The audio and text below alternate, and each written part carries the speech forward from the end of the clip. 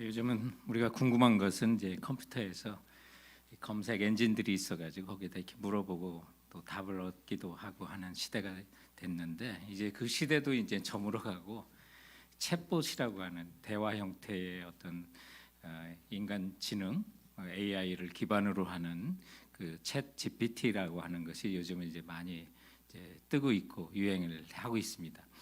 목사에게 설교는 큰 영광이기도 하지만 고통이기도 합니다. 그래서 제 신학교 동기 중에 한 사람이 부활절 주일 설교를 준비하면서 그 설교를 챗 GPT가 대신해 줄 수 있는가 하고 거기에 실제로 물어봤습니다. 그래서 부활절 설교문이라고 질문을 넣었더니 그 챗 GPT가 대답하기를 어떻게 대답할지 모르겠어요. 머리를 열심히 굴려볼게요 라고 답이 왔습니다.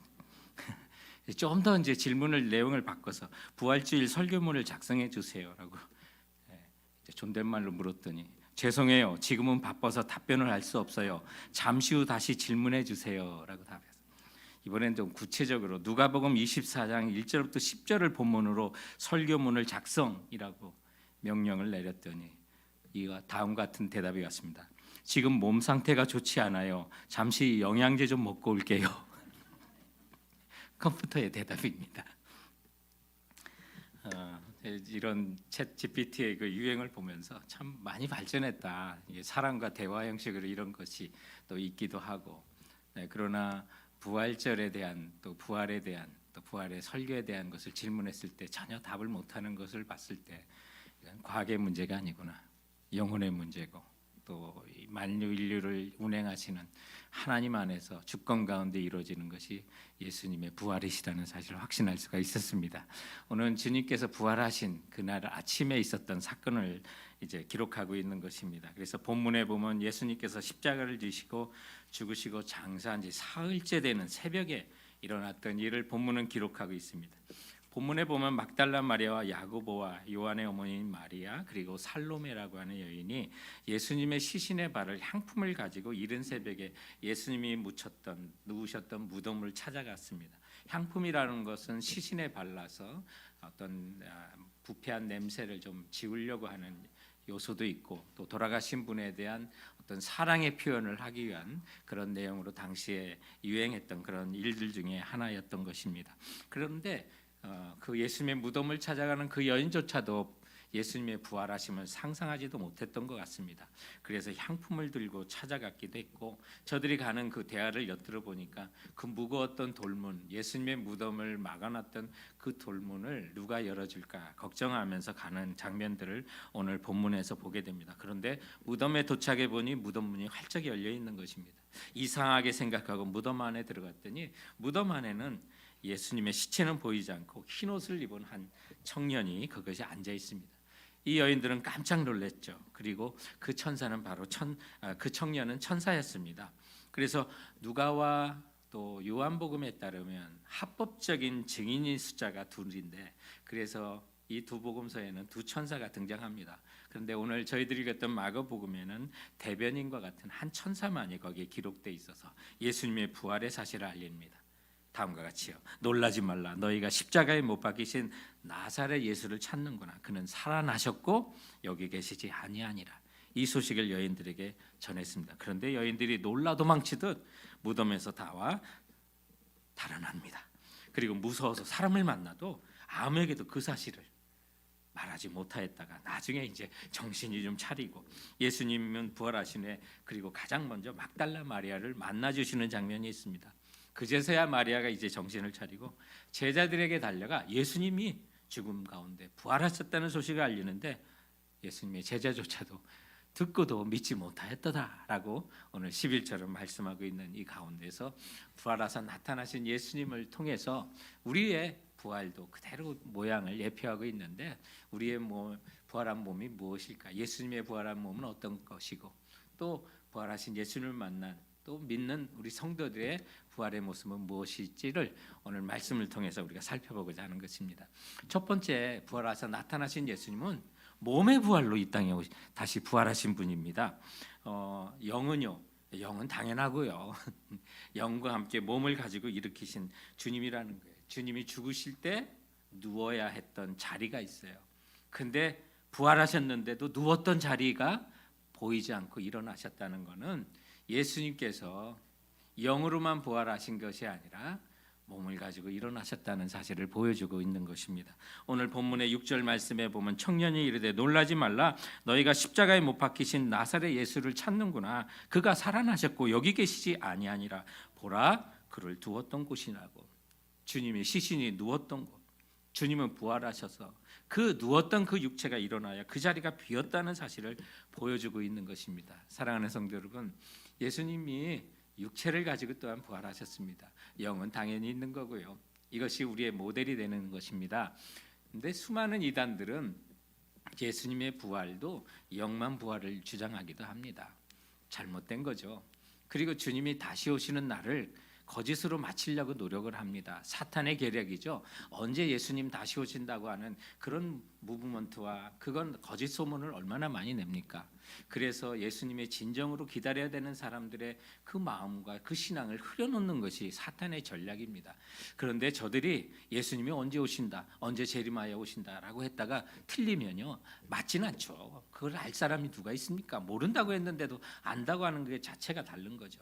그런데 저들은 잘못했습니다, 우리가 틀렸습니다, 회개합니다가 아니라 영으로 재림하셨다 이렇게 얘기합니다. 육체를 가지고 재림하지 않은 것처럼 말합니다. 그러나 주님은 부활하실 때도 영과 육을 가지시고 영화로운 몸으로 부활하실 뿐만 아니라 다시 오실 그 모습도 너희들이 보는 바와 같이 올라간 대로 우주 만물의 모든 세계 사람들이 보는 우주적인 사건으로 올라가신 것처럼 다시 내려온다고 주님 말씀하셨습니다. 그러므로 주님께서 부활하신 그 몸은 영만의 부활이 아니라 육체를 가지신 부활이라는 사실을 믿으시기 바랍니다.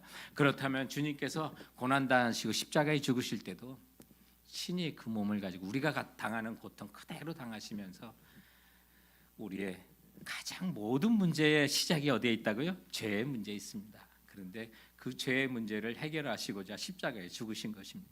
우리 모든 문제의 끝은 어디냐? 죽음입니다. 사망과 죽음보다 더 심한 문제는 없습니다.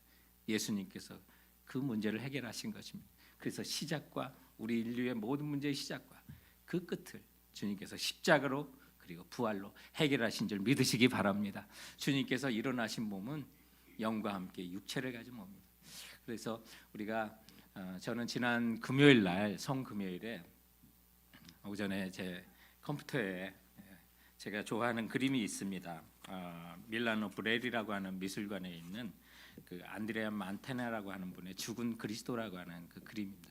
제가 저것을 10분 이상 뚫어지게 쳐다보면서 주님이 나를 위해 당하신 그 고난을 한번 묵상해 봤습니다. 르네상스 시대의 화가셨는데 그 당시에는 뭐 파격적인 구도를 가지고 그린 그런 그림이기도 합니다. 많은 사람이 예수님의 그 죽으심을 십자가에 달린 그림으로 많이 표현하는데 이때는 예수님의 시신이 이제 십자가에 내려서 마치 아리마대 요셉의 무덤에 누워있는 것 같이 누우시고 그것을 쳐다보는 그런 장면이 됩니다.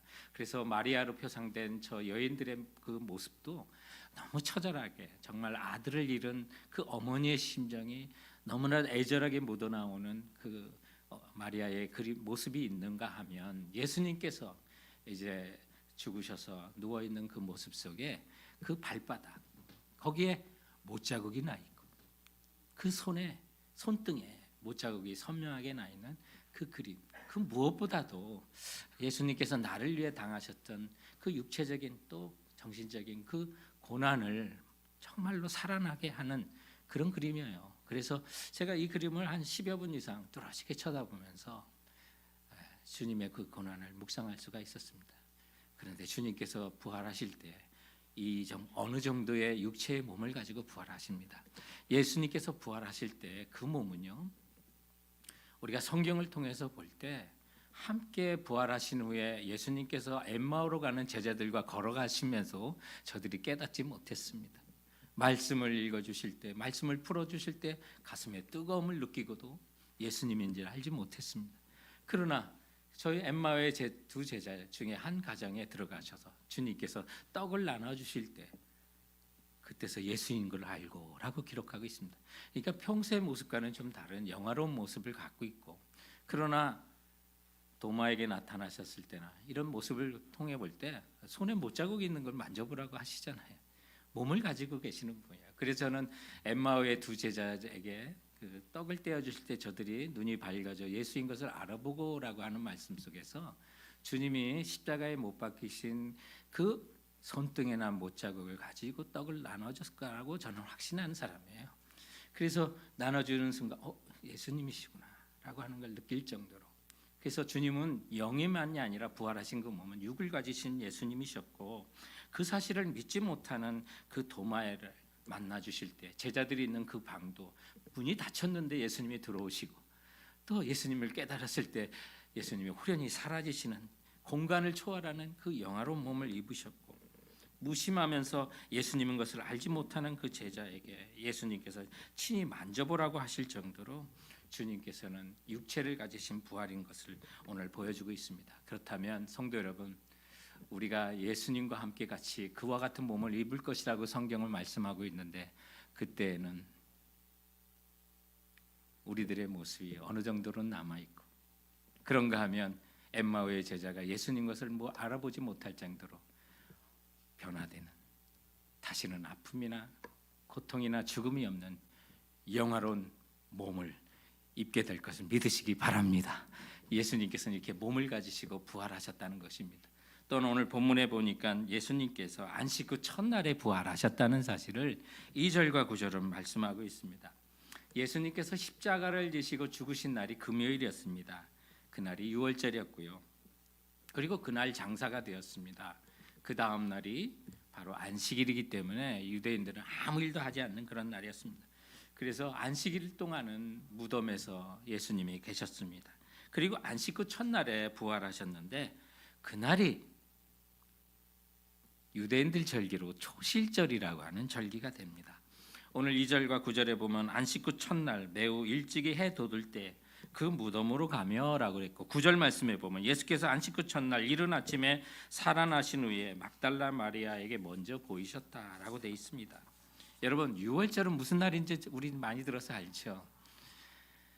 이스라엘 백성들이 출애굽할 때 애굽에서 정말 이스라엘 백성을 보내지 않으니까 주님께서 하나님께서 장자를 치심으로 저들에게 정말 깜짝 놀라게 하면서 이스라엘 백성을 탈출시키려고 주님께서 장자를 치시는 모든 초태생들을 다 죽이는 그 죽음의 그 엄벌을 내리는 그 순간에 유대인들에게 하나님의 정말 계시를 받은 사람은 어린 양을 죽여 그 피를 자기 가정의 문설주에 발랐을 때 죽음이 건너뛴 그것을 기념하는 겁니다. 예수님께서는 이제 6월절에 어린 양으로 오셔서 우리가 죽어야 되는 우리가 영생을 얻는, 생명을 얻는 것으로 건너뛴 것을 기념하는, 그래서 예수님은 6월절에 어린 양으로 이 땅에 오셨고요.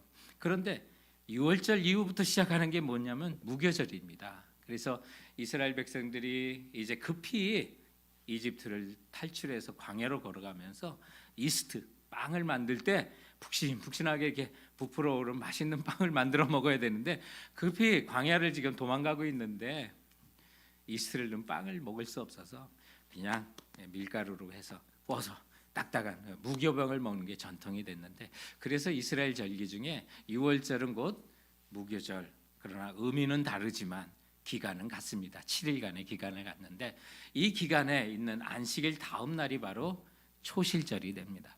예수님께서 안식 후 첫날이라고 했을 때 바로 초실절에 이제 부활을 하신 것입니다. 그럼 초실절이 뭐냐면, 하나님, 우리가 지난 보릿고개를 넘기고 겨울 동안 고생했는데 이제는 우리가 먹을 걸 주셔서 감사합니다라고 해서 보리와 밀을 가꾼 그 겨울을 지냈던 그 곡식의 첫 단을 뜯어가지고 하나님께 감사함으로 바치면서 이후로는 우리에게 많은 열매를 또한 주실 줄 믿습니다. 그것도 감사히 받겠습니다라고 하는 게 그게 초실절이에요.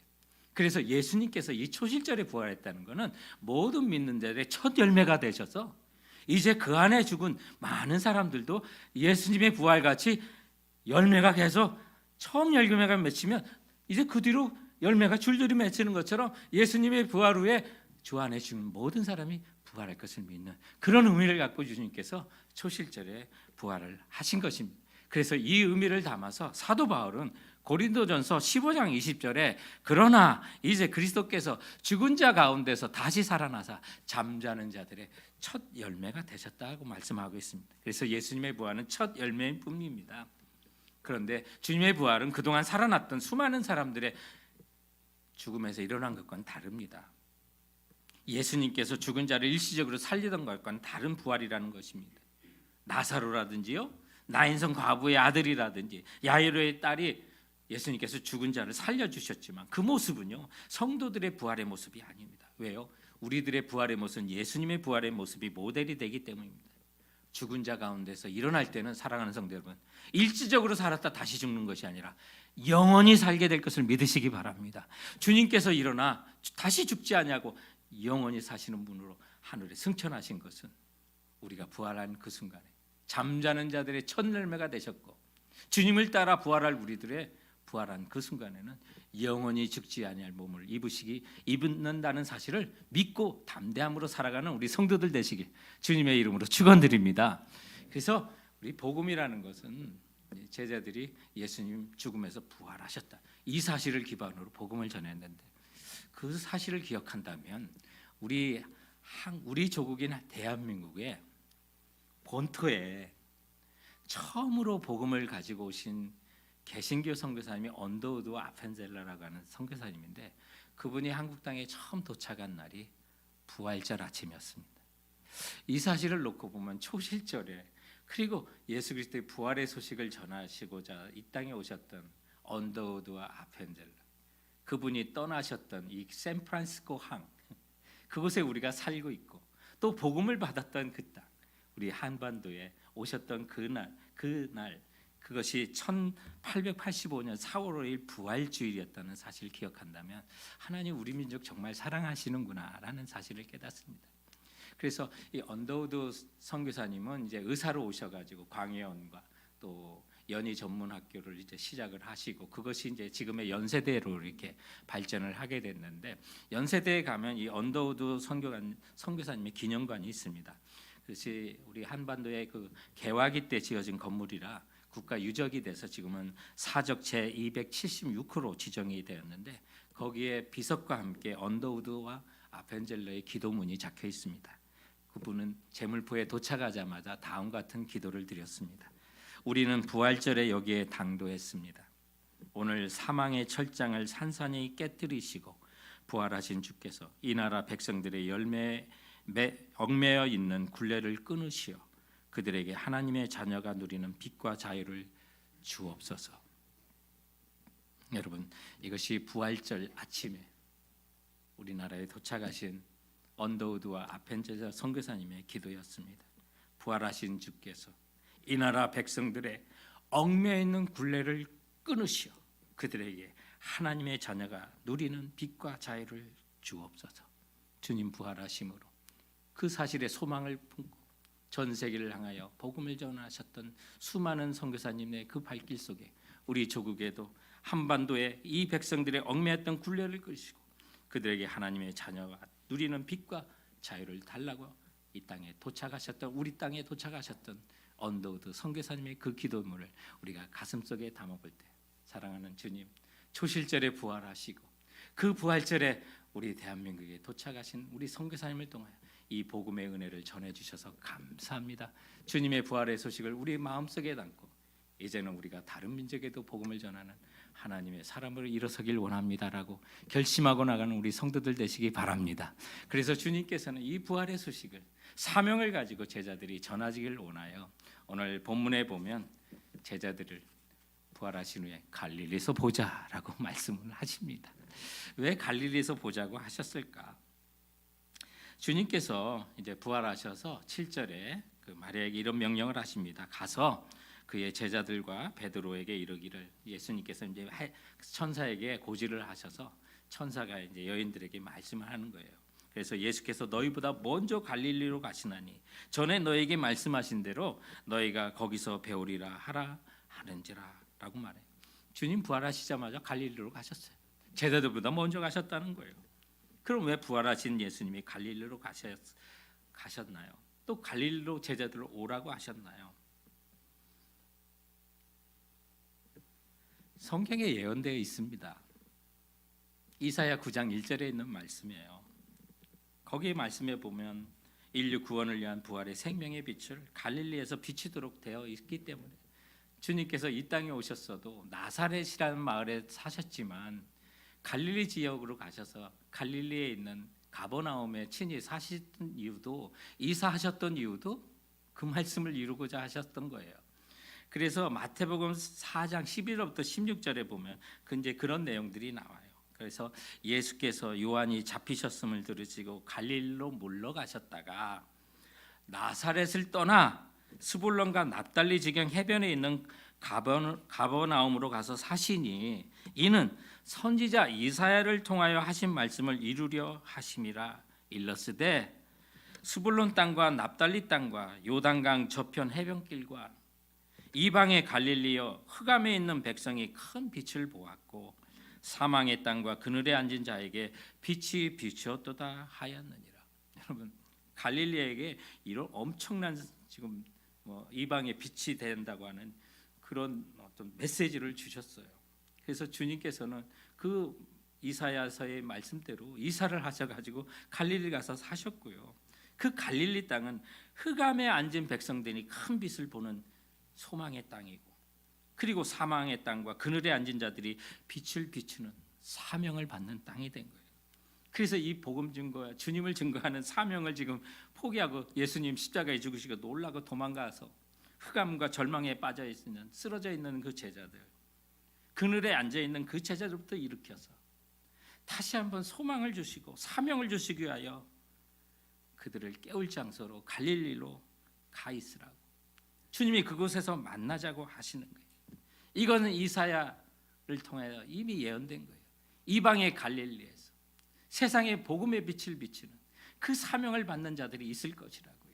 흑암에 앉아 있는 자들, 절망 가운데 쓰러진 자들, 그래서 예수님 십자가에 죽으실 때 무서워 도망쳤던 그 제자들, 그들을 다시 한번 일으켜 세우려고, 옛날의 과거로 돌아가 다시 한번 물고기를 잡겠다고 하는 그 제자들을 다시 한번 일으켜 세우고자, 사명을 주고자 주님께서 갈릴리로 가서 그들을 만나 주시는 거예요. 그리고 소명을 주시는 거예요. 처음 예수님을 만날 때 너무 감격해요.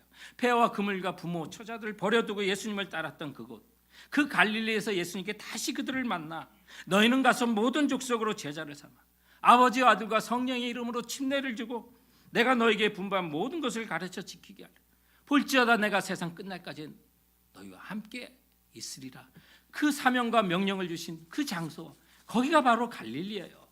그래서 쓰러져 있는 자를 다시 한번 세우기는, 이방의 빛을 비추고 하자, 절망 가운데 앉아 있는 자들을 깨우는 장소로 예언된 그곳에서 예수님은 제자에게 사명을 다시 한번 불러일으키고자 갈릴리로 가라는 거예요. 그렇다면 오늘 우리에게는 뭐예요? 내가 처음 주님을 만났던 거, 그 첫사랑의 그 장소로 주님 다시 일으켜 세우는 거예요. 부활하신 주님이 너 나를 만나 다시 첫사랑을 가졌던 그곳으로, 그곳에서 만나자고 하시는 거예요. 근데 그 사랑을 잊어버리고 지금 절망한 가운데 있니? 흑암 속에 있니? 앉아있니? 예수 그리스도가 부활하여 다시 한번 우리를 찾아오시는 거예요. 그곳에서 내가 너를 만나자고, 힘을 다시 얻으라고. 그래서 그 갈릴리에서 정말 소명을 다시 한번 붙들고, 이젠 두려워 떠는 자가 아니라 생명을 바쳐 세상에 복음을 전하는, 이방 가운데 빛을 전하는, 그래서 이사야의 그 예언을 그대로 성취하는 하나님의 제자들이 다시 한번 일어났던 그 갈릴리. 사랑하는 성도 여러분, 예수님께서 여러분을 갈릴리에서 보자고 하십니다. 주님을 처음 만난 그 장소, 첫사랑을 기억할 수 있는 그 장소에서 주님은 부활하신 주님으로 여러분을 만나고자 하시는 거예요. 왜 만나고자 합니까? 사명을 다시 주시고자요. 너 이방의 빛을 향한 그 사명을 잃어버렸니? 너희는 가서 모든 족속으로 제자를 삼으라. 주님께서 여러분을 부르신다는 사실을 믿고 나가시는 이 부활의 아침이 되시길 주님의 이름으로 축원드립니다. 오늘 말씀해 보니까 정말 우리의 부활의 신앙이 회복되어야겠다는 그런 사실을 깨닫습니다. 이제 우리가 부활의 신앙을 회복해야만 이 땅의 능력 가운데 살 수가 있습니다. 오늘 본문에 보이는 여인들도 부활의 신앙은 부족했고 제자들은 듣고도 믿지 않았고, 주님은 정말 힘들었을 것 같은 그런 생각이 들어요. 수없이 사흘 만에 부활한다고 약속하셨건만 그 여인들은 시체의 발을 향품을 가지고 가는 것이 저들의 헌신의 고작이었고, 제자들은 예수님이 부활한 소식을 듣고도 믿지 아니하여서 10절과 11절 말씀에 보면 마리아가 가서 예수와 함께 하던 사람들이 슬퍼하며 울고 있는 중에 울고 있었어요. 이 일을 알림에 그들은 예수께서 살아나셨다는 것, 마리아에게 보이셨다는 것을 듣고도 믿지 아니하니라. 저들이 얼마나 절망됐으면 여러분 울고 있었어요. 그런데 예수님이 살아나셨다는 얘기를 듣고도 믿지 않아요. 이해할 만해요. 죽은 자가 살아났다는 거 여러분 그거 얼마나 믿을 수 있겠습니까? 너무 어렵잖아요. 그런데 우리는 어때요? 이 말씀으로 주님 확신하시고 또 그 복음이 뜨거운 복음이 우리에게 전해졌음에도 부활을 확신하며 살지 못할 때가 많이 있는데, 그나마 오늘 제자들의 모습을 보면 주님 부활하셔서 일어나신 그 모습 뒤에 저들의 부활의 신앙이 무엇인지 우리에게 확실히 보여주네. 정말 우리가 부활의 신앙을 회복하려면 먼저 하나님의 말씀에 귀 기울여야 돼요. 정말 마음을 같이 해서 그 말씀에 평소에 좀 철저하게 주님의 말씀을 믿어야만 해요. 오늘 이 본문에 등장하는 인물들을 부활을 기대했던 사람 한 명도 없는 것 같아요. 평소에 예수님이 내가 죽은 지 사흘 만에 살아나리라고 몇 번이나 제자들에게 말씀하셨는지 성경을 찾아보면 굉장히 많아요. 그런데 주님 부활하신 그 아침에 예수님 무덤 앞에 서성거렸던 제자는 하나도 없고 다 무서워서 도망쳤고, 뿐만 아니라 마리아에게 나타나서 보이셨다는 말을 듣고도 믿지 않는 그 상황이 됐으니, 그럼에도 은혜가 되는 건 예수님께서 부활하셔서 그 제자들에게 나타나 주신 거예요. 비로소 그들이 변해요. 제자들이 변해요. 부활하시는 예수님을 만난 후에 제자들이 변화된 그 모습, 그게 바로 부활 신앙의 모습이에요. 우리가 부활의 신앙이 무엇일까 참 고민돼요. 또 여러 가지 정의를 내리는 사람도 있어요. 그러나 성경이 이미 다 보여준 거예요. 예수 그리스도의 부활의 모습을 보고 변화된 제자들의 그 모습이 부활 신앙이에요. 두려워했던 자들이 담대해졌어요. 생명 가지고 벌벌 떨었던 자들이 죽음 앞에서도 담대해진 거예요. 그게 부활의 신앙이에요. 가룟 유다처럼 재물을 탐내던 자들이 예수님이 정말 높은 자리에 가지면 서로 높은 자리에 하겠다고 그렇게 싸웠던 자들이 그 모든 욕심이 다 사라지게 된 게 부활의 신앙을 가졌기 때문에 그래요. 그래서 정말 물질을 탐하지 아니하고 은과 금은 내게 없거니와 내가 내게 있는 것으로 너에게 주노니 나사렛 예수의 이름으로 일어나 걸으라고, 부활하신 예수님의 이름으로 병든 자에게 명령할 수 있는 그런 믿음이 바로 부활의 신앙이에요. 이건 억만보다 귀한 거예요. 세상에 귀한 거 다 따져보세요. 여러분, 내가 정말 소중히 여기는 거 곱하기 사망, 네 거로 뭐가 나와요? 어떤 수학자가 얘기한 거예요. 내가 소중히 여기는 거 많은 거, 거기 곱하기 죽음 생각하면 nothing이라는 거예요. 내가 정말 소중히 여겼던 학위, 내가 소중히 여겼던 과거의 어떤 업적, 그런데 거기에 곱하기 죽음을 생각해 보세요. 공식이 뭐가 나와요? 죽음 앞에는 아무것도 아니에요. 제로예요. 내가 억만금을 가져 있어도요, 죽어요? 그 재산이 누구 것이 되겠느냐? 아무리 소중한 거 있어도 죽음 앞에는 제로가 되는 거예요. 가장 큰 문제.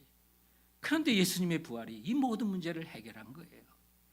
우리가 아무리 어렵고 힘든 일을 당해도 죽음보다 귀한 게 없어요. 죽음보다 더 크지 않아요. 그런데 주님께서 이 죽음을, 생명을 다시 살리는 은혜를 주시고 주 안에 죽은 자는 반드시 다시 산다고 약속을 주시고 그 소망을 주시고, 이게 모든 믿는 자들의 소망이 되고 인생을 살아가는 영적인 지도가 된다는 사실 믿으시기 바랍니다. 우리가 길을 갈 때 내비게이션 키잖아요. 어디로 가라가는 그 길을 따라가잖아요. 영적인 지도가 예수님의 소망, 부활의 소망이 되는 걸 여러분 믿으셔야만 하는 거예요. 일상에 보면 깜깜해서 어디로 가야 될지 모를 때 주님께서 우리의 영원한 미래를 보여주셨어요. 예수님과 같은 몸으로 부활할 것을 보여주신 거예요. 제가 전사를 보니까 영국의 전쟁 가운데 아프리카의 그 정글에 투입돼서 그 부대가 전멸한 적이 또 있다고 그래요. 작은 부대였지만 정말 아프리카에 가서 부대가 포위되어가지고 전멸해서 수차례 수시를 이제 그 병사들을 구출하기 위한 구출 작업을 했는데 찾지를 못했던 거예요. 그래서 수색을 포기하고 돌아가는 그 순간에 한 병사를 찾아요. 이미 죽었어도 벌써 죽었어야 되는 사람이 그렇게 오랜 기간을 거쳤어요. 그런데 한 병사가 마지막까지 살아나와요. 그런데 그의 손에 지도가 하나 들렸던 거예요. 그 손에 당연히 그 정글의 지도인가 보다, 그 나라 지도인가 보다, 다들 구출한 그 군인들은 생각했어요. 그런데 그 지도를 들고 했던 지도를 펼쳐보니 다른 게 아니에요. 자기 고향 런던의 지하철 지도였어요. 어디에 어떤 지하철역이 차례로 있는지 그 지하철 맵을 끝까지 들고 있었던 거예요. 그 병사들의 소망이 뭐였냐면 내 고향에서 다시 그 고향에 돌아갈 그 소망, 그리고 어느 역 다음에 어디를 가고 어디 역, 날마다 고통 속에서도 그 지도를 보며 내 고향으로 돌아갈 소망 가운데 끝까지 버텼던 거예요. 사랑하는 성도 여러분, 우리 그리스도인들의 영적인 지도는 다른 게 아니에요. 내 인생이 깜깜하고 지금 어디로 가야 될지 모르는 답답함이 있을 때 그 모든 문제의 끝에 있는 죽음을 극복하시고 부활하신 예수 그리스도의 부활만이 우리의 영적인 지도라는 사실을 믿으시기 바랍니다. 그 지도를 따라 걸어가면 승리하는 거예요. 오늘 주님께서 우리 모든 문제의 끝에 있는 죽음을 극복하시고 부활하신 그 부활의 그날에 우리에게 이 땅을 살아가는 영적인 지도를 주신 것을 감사하며 이 세상 가운데 어디를 헤마시든 주께서 우리에게 보여주신 그 부활의 지도를 가지고 이 땅을 예수 그리스도의 부활을 만난 제자처럼 담대히 살아가시는 우리 성도들 되시길 주님의 이름으로 축원드립니다.